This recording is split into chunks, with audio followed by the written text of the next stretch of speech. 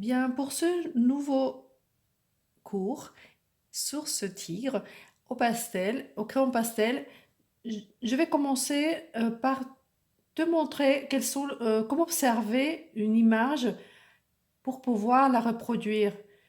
Puisqu'on peut reproduire, enfin dessiner ce qu'on a compris. Si on n'a pas compris, on ne peut pas le faire.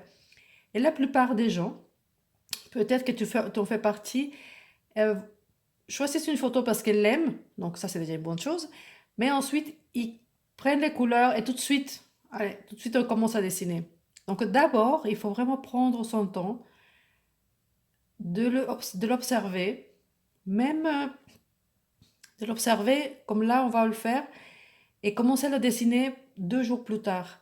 Parce que pendant 2 jours, le cerveau va continuer à réfléchir à ce que vous savez analyser. Donc c'est important de ne pas commencer un dessin parce que vous savez aimer et vous voulez tout de suite. Je sais qu'on est tous très impatients. Je l'ai fait pendant très très longtemps. Et je me suis rendu compte que le faire de l'analyser, de l'observer pendant quelques jours, avant de commencer à le dessiner, était vraiment super important parce que on voit tout différemment.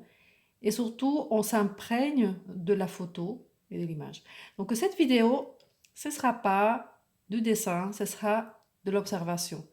Donc si tu restes jusqu'à la fin de cette vidéo, tu pourras savoir comment bien observer une image et ne pas commencer tout de suite avec le dessin. Je sais que souvent les vidéos sur le dessin, on n'aime pas écouter, on aime bien tout de suite aller sur le vif des sujets, donc le dessin. Mais là, ce sera comment observer. C'est très important parce que très peu de personnes observent. Parce que si on observait plus, nos dessins seraient encore meilleurs. Bien, je vais commencer. Alors, quand on observe cette image, c'est vrai qu'elle est attendrissante, elle a des yeux magnifiques, ce tigre. C'est ça qui m'a plu. On voit que les couleurs, les tonalités, c'est quand même assez agréable à voir. Il n'y a pas beaucoup de contraste, mais le noir déjà des tigres font le contraste se fait rien que par ça. Mais on va aller peut-être plus que ça, plus que la belle photo. Parce que si on l'analyse, c'est parce qu'on va la dessiner. Donc la dessiner, il faudra être vraiment bien dedans pour commencer à la dessiner. Et aussi, ça aide beaucoup donc de l'analyser. Alors, quand je vois une photo comme ça, la première chose que je me dis, donc bon, j'ai aimé la photo, ça va. Ensuite, quelle est la direction des yeux? Là, il n'est pas droit, ça va être comme ça sur le côté parce qu'il regarde vers la gauche, comme ça. Donc, ça veut dire que les yeux, s'ils sont euh, inclinés, le nez est incliné, le bas du nez est incliné, tout est incliné. Donc ça, il faudrait voir, de garder toujours nos lignes directrices, ça sera comme ça. Voilà, pour les lignes horizontales. Après, pour les verticales, ce sera autre chose. Bah, pas qu'il est vertical, mais en fait, ça, c'est voir ces lignes-là. Moi, j'aime bien voir les lignes avant les yeux, comme ça. Et les garder comme ça. Ensuite, qu'est-ce qu'on peut voir ici? C'est... je vais pas aller par ordre, je vais faire par rapport à ce que je vois, j'ai l'idée tout de suite. Alors, déjà, quand on fait un tigre, et là, ça va aider toujours pour les chats, que vous faites des chats, des chiens, en fait, tout, c'est pareil, hein. Par rapport au traitement de pastel, de tout, ces cours s'adressent à tout, mais bon, ce sera le tigre, le modèle principal cette fois-ci. Ensuite, en parlant de ce tigre, ce qui est important, et même pour les chats et tout, c'est tous tous ces traits comme ça particuliers des tigres, c'est très important de les garder exactement pareil. Ce n'est pas au hasard qu'ils été mis comme ça, c'est comme ça qu'eux se reconnaissent et c'est comme ça qu'on sait que c'est un tigre. Voilà. Donc c'est important de vraiment bien voir ici comment ça fait ces parties-là, ces formes-là qu'il faut séparer. Alors là, après, avec le dessin, je te montrerai comment les séparer. Mais bon, je fais comme ça. Tout est important. La taille qui sont ici sont plus grands. Là, ils sont plus grands.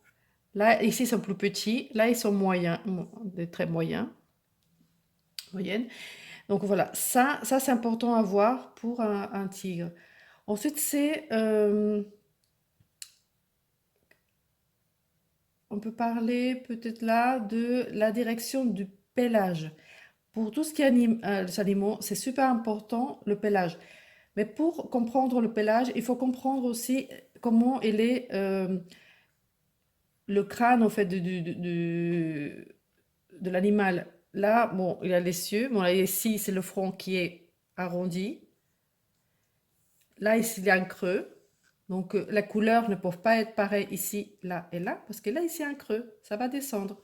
Il y a le nez qui va faire, son museau qui va faire qui descend ici. La forme du masque de, du tigre, donc les yeux du tigre, qu'est-ce qui ressort de là? Les babines, comme ils vont ressortir les babines vont ressortir comme ça, mais c'est un arrondi ici.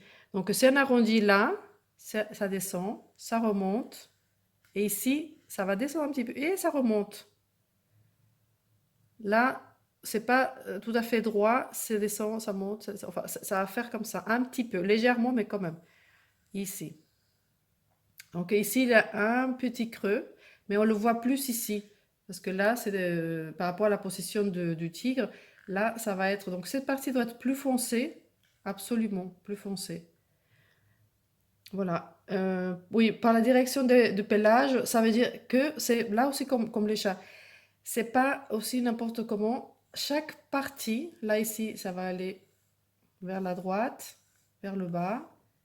C'est un peu comme, je dis, un peu comme un éventail. Là, ça va descendre jusqu'ici.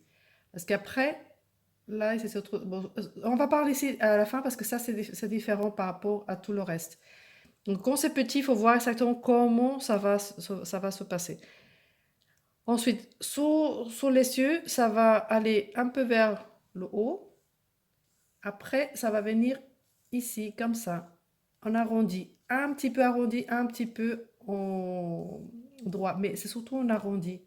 Là, ça va aller vers la droite. Tout ça, ça va être là vers la droite, comme ça, vers le haut. Et tout ça va faire comme ça. Voilà. Et ça descend. Ces côtés-là, ça va descendre. Mais cette image, on voit super bien que ça va... Le pelage, pour que ce soit plus joli, ça va pas tous pareil. Là, ici, va en haut. Le pelage n'est pas droit. Parce que si on le fait tout droit, bon là, on le voit un petit peu comme si c'était droit. Mais c'est une partie, c'est pas tout. Donc, si on fait tout toujours très droit, par exemple ici, si je faisais tout droit, ça ferait un petit peu ce que j'appelle l'effet des petits soldats. Ça va faire tout droit, c'est pas joli et ça serait pas naturel. Rien ne reste statique. Donc, quand on le fait un petit peu comme ça, à la fin, en bas, comme ça, différent, ça permet de rendre plus naturel et en mouvement le pelage du tigre. Donc, ça, c'est important à voir la direction du pelage. Là, ici, j'espère ne pas m'attarder par rapport à cette partie-là, parce que ici, souvent, on voit pas très bien, parce que les poils sont vraiment très, très courts, mais comme ils sont un peu épais, on les voit, c'est ça qu'on voit, mais c'est pas des petits points, vraiment, c'est des petits traits qu'on va positionner. Mais ici, en parlant de la direction du poil, c'est que ici, là, ça va monter là. Ça va monter, ça va aller droit. À partir de là, ça va aller vers la gauche et en haut. Gauche et en haut. C'est presque en courbe, mais pas tout à fait en courbe. Mais ça va aller vers le haut comme ça. D'ici, ce sera la même chose. Ça viendra en haut. Et au milieu, il faudra faire attention que ça fasse pas comme ça, que ça fasse pas qu'il monte comme ça. C'est un tout petit peu ça, mais c'est léger. Le tout, c'est que ça va comme ça monte, et le pelage va sortir comme ça. Donc au milieu, il y a une espèce d'arrêt pour les poils de chaque côté. Ensuite, ici, qui est cette partie-là, le pelage va commencer à se tortiller, enfin à faire des petits tourbillons ici. des deux côtés. Bon, là, on le voit moins, mais ici, on le voit bien. Ici, ça va venir tortiller un petit peu comme ça, pour ensuite venir se poser vers le bas. Vers le bas, mais sur le côté. Donc, cette partie-là, ça va venir sur le côté. Cette autre partie-là, ça va aller de l'autre côté, côté gauche, là, côté droit. Comme ça, un petit arrondi comme ça vers le bas. Tout doucement comme ça. Et ici, il commencera à aller vers le bas. Voilà, ici. Il commencera à faire cette direction-là. Donc ça, sur le dessin en papier, je vais le montrer comment est la direction de chaque pelage. Mais là, comme je le ferai que à l'oral, pour commencer, c'est important de voir comment cette partie-là, c'est important. Donc, c'est pas seulement on va droit et on fait... Non, non, non. Il y a un sens, tout a un sens. Donc, c'est important de voir ça. Ensuite, qu'est-ce qu'on peut dire en plus? Oui, chaque fois qu'il y a, par exemple ici, il y a le clair, foncé. Mais le clair passe sur le foncé passe sur le clair passe sur le foncé passe sur le clair, et ça va faire une transition. Donc, en plus, il y a des couleurs spécifiques pour faire cette transition. Là, on le voit beaucoup plus ici. Donc là, c'est clair, foncé, dans le noir, parce que là, ça va être vraiment dans les noirs, mais dans le noir marron aussi. Donc le marron va aider à faire une transition. Il y a les couleurs ocre qui vont faire une transition, les verts, le vert que j'aime beaucoup, oxydéchrome qui va faire cette transition là ici, c'est le 172 pit qui fait cette transition avec le marron, et ça va rester clair, mais pas trop clair non plus. Donc, voir les transitions de chaque partie. Parce que le noir et le blanc, et c'est pas tout à fait, c'est pas blanc, mais le noir, le foncé et le clair, si on fait une coupure et une couleur comme ça, là, ici, ce serait trop dur. Et on ne respecterait pas l'échelle des valeurs qui nous dit que entre le foncé et le clair, il y a un monde. Donc, ce monde-là, il faut le respecter, il faut le positionner. Que ce soit pas de couleur ocre, de vert, de violet, violet qui respecte les tonalités, mais il y a des transitions à chaque fois. Ici aussi, il y a une transition là. Ici, il y a une transition aussi.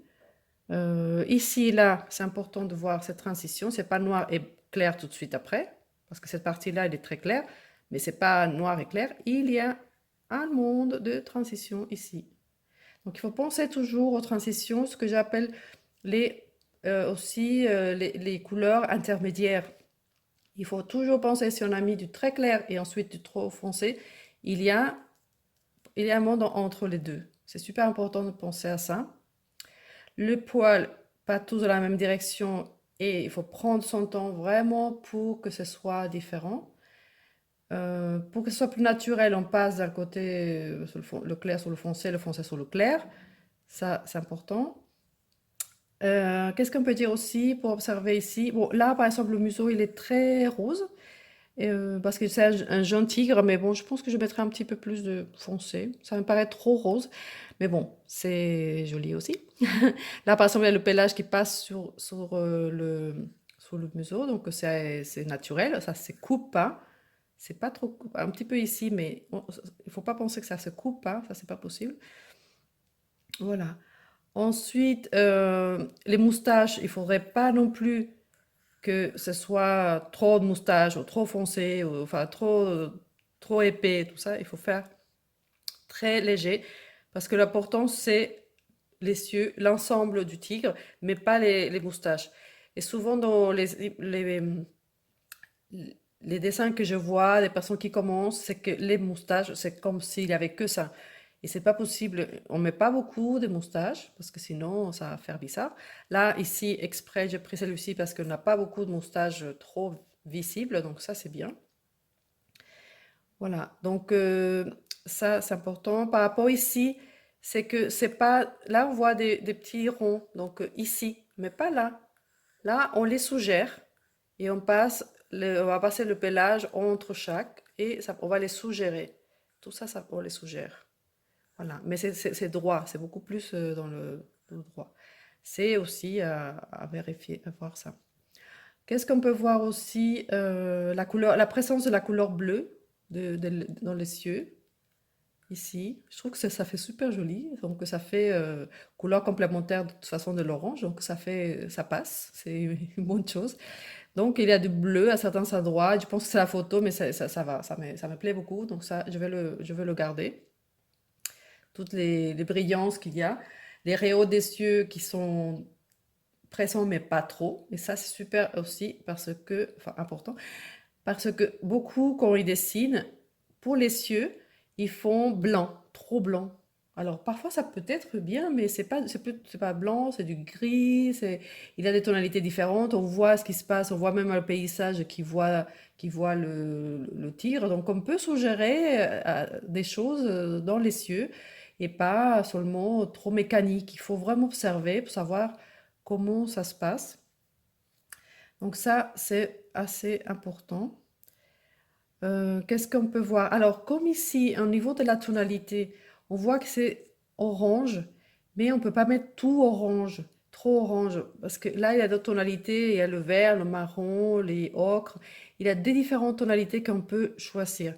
Donc, c'est vrai que là, ça va être la partie la plus orange, la plus importante, mais après, les mêmes couleurs, mais dans les plus clairs, ça va être ici. Donc, c'est pas tout à fait trop blanc. Le blanc n'est pas tout à fait présent. C'est le gris clair qui est présent ici. Les couleurs ocre, les couleurs orangées, mais pas trop orangées non plus, sinon ça va faire faux. Euh, et voilà, qu'est-ce qu'on peut dire de plus? Ça, c'est important de voir. La position, voilà, respecter la position des cieux, du museau, toute la partie centrale. Le poil, c'est important qu'ils ne soient pas tous pareils. Les moustaches, donc bien respecter la partie des moustaches. Et bon, ça c'est important. Ici, par exemple, j'observe bien que ici, le pelage va aller vers la droite, va descendre, va aller vers le bas et après vers la gauche. Parce que toute cette partie-là, c'est un arrondi. C'est un arrondi comme ça. Donc, on va le voir ici. Voilà, c'est arrondi. Ensuite, pour les parties très foncées, là, il faut voir les plus clairs. On a vu, bon, c'est là, ici, là, mais pas beaucoup, les très clairs. Les très très foncés, donc on voit que ça va être ici dans les narines. C'est foncé, mais il y a quand même, on voit quand même l'intérieur un peu de son museau, ici, tout ça, donc ça va être foncé. Ici, là et là, là, ça va être foncé. Donc c'est parce qu'il y a une profondeur à chaque fois. Donc là, on peut l'intensifier, le noir, on va l'intensifier. Mais pas partout, tout n'a pas le même noir. Là, c'est très noir. Là, c'est un moyen noir parce qu'il y a du marron. Et ici, de marron, ocre et noir. Donc, partout, c'est pas pareil. Alors, pour la fin, je vous laisse ce conseil vraiment à faire à chaque fois que vous faites n'importe quel dessin, soit n'importe quel sujet. C'est que chaque centimètre va différent. Celui-ci n'est pas pareil que celui-ci, n'est pas pareil que celui-ci, n'est pas pareil que celui-ci. Tout est super, super, super différent. Essayez de faire à chaque fois différent parce que si on commence à dire, oh, ça, ici, ça va être la même couleur, ça veut dire que tout ça va avoir la même couleur. Que là, ça va être la même couleur, que tout ça, ça va être la même couleur. Donc, il faut le différencier sur quelque chose, je ne sais pas quoi, mais quelque chose. Il faut toujours trouver quelque chose. On a toujours quelque chose à dire encore. Le choix des couleurs, les choix de comment on va positionner les tonalités. Si on a mis d'orange, on va mettre d'orange partout.